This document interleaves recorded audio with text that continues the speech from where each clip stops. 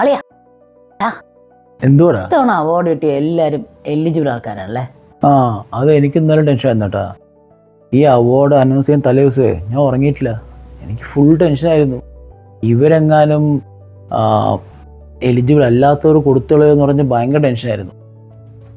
Announce ശേഷമാണ് മന സമാധാനമായത്. Okay, നല്ല ആർക്കാകെ കൊടുത്തത് മനസ്സിലായത്. കഷ്ടം. ഓ പുച്ഛം. നമ്മുടെ കുറേ നേരമായല്ലോ കോണാന്ന്. എന്താടാ രാത്രി ഫുഡ് ചെയ്യാൻ കാശുണ്ടാ? ഉണ്ടാ? ഇല്ലല്ലോ. വിണ്ടര് അത് ചേട്ടനോട് ഞാൻ പറ്റി പറയും. ആ അപ്പം അങ്ങനെ ചോദിക്കൂലേ ഇന്നലത്തെ പറ്റിയപ്പോൾ തരുമെന്ന്? അതിനെന്തോ ഈ പറയും? നമ്മുടെ ചേച്ചിയുടെ കടയല്ലേ അവിടെ പോകും. അവരെടുത്താ അവർക്ക് നിൻ്റെ അമ്മയുടെ പ്രായമുണ്ട്. അവർ നിനക്ക് ചേച്ചി അല്ലേ? എടാ അവർ ഓസിക്ക് പച്ചവെള്ളം പോലും തരത്തില്ല. അവരിപ്പോൾ ചോറ് വരും. ചെന്നാൽ മതി കേട്ടാ. ആ ഞാൻ ചോദിച്ചാൽ തരും. ഇപ്പം തരും. നീ വരികയാണെങ്കിൽ വാ, ഞാൻ പോവാ. പിന്നെ പോകുമ്പോഴേ ആ അവാർഡ് വാങ്ങിച്ചവരൊക്കെ ഫോട്ടോ അല്ലേ, അതും കൂടെ കൈയെടുത്തോ.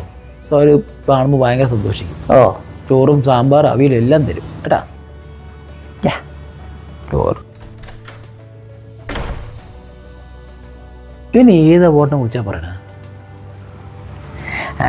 എന്തെങ്കിലും ആവട്ടെ, മനുഷ്യന് ഭ്രാന്ത് പിടിച്ചിരിക്കും.